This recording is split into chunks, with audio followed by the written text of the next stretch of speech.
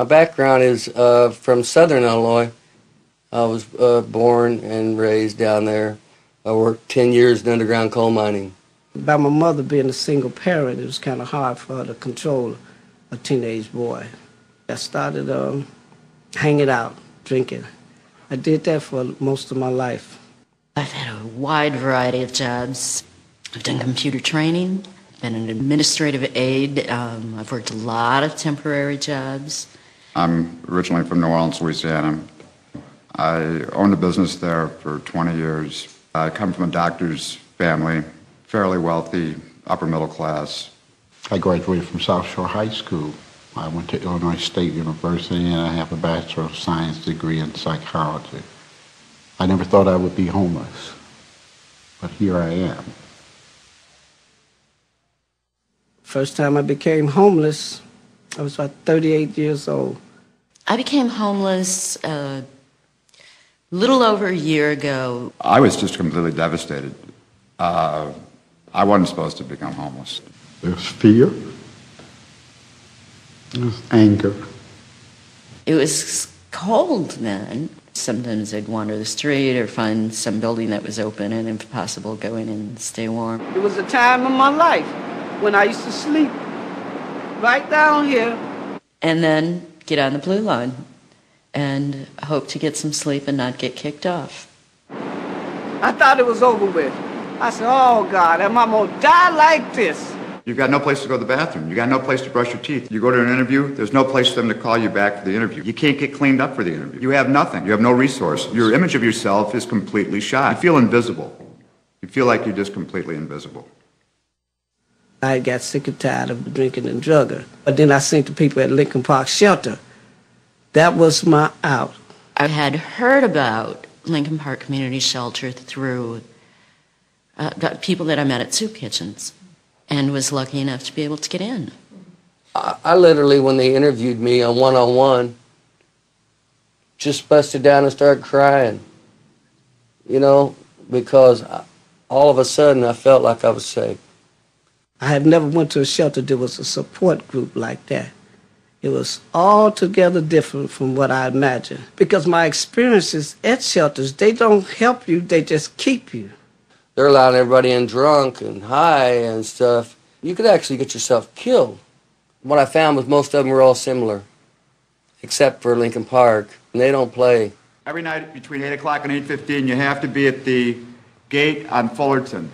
If you get here at 8:16 or 8:17, you're out of luck. You'll be dismissed. If you don't sign up for 3 chores, you're going to get a pink slip. Absolutely no smoking. Lights go out at 10 o'clock. It's got to be quiet. No making jokes, no talking amongst yourselves. The lights come on at 5:45. Get up and clean up. After spending time here at the shelter, I decided that social work was really beneficial and that I wanted to do something like that. So I went to school and became a substance abuse counselor. If you ask the guests, and I know this personally because I was one of them, feel that this is the best shelter in Chicago. This card will tell you that you need to call every Wednesday in the afternoon between 2 and 5 to stay on the list. Okay. Right now it's about a 3 to 4 week wait. As long as you keep calling, you will get in eventually. It requires accountability, it requires persistence, and it requires determination.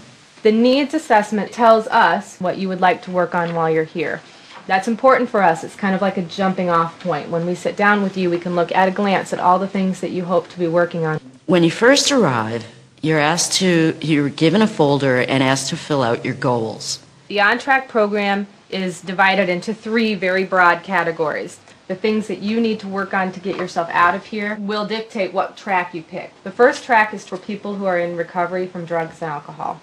Track 2 is for people with serious mental or physical health problems, and track 3 is for people who are looking for employment. When I was here, I was in track 3, which is employment and education as well, and I was able to get funding to pursue an educational goal that had been in the back of my mind for quite a while. Everything was geared to you getting back in the mainstream of life. The self-discipline that I learned there That's the only reason why I'm here today. The compassion and the warmth of those people there, they're just a special, special group and breed of people. Everything that happens at the shelter is done through volunteers and donations. They're the lifeline, the lifeblood of the shelter. The volunteers have a deep positive impact. I've coined the phrase for them every night when I thank them for the dinner. I say, angels do walk the face of the earth. It just kind of restores your confidence in humanity. I love this place here. It's my own first apartment. To me, it's a mansion. I finally got in this apartment. I'm so thankful for it. I have a place I can really take pride in and keep it clean for me and my Sammy, me and my cat. I got a bathroom in there. I can go to the bathroom when I want to go to the bathroom. I've been able to, as a result of referral from the shelter, work with a housing organization. And I'm proud to tell you that last Friday, I signed a lease.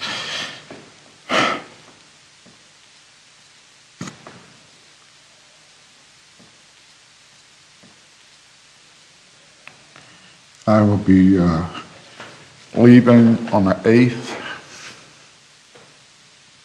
of this month.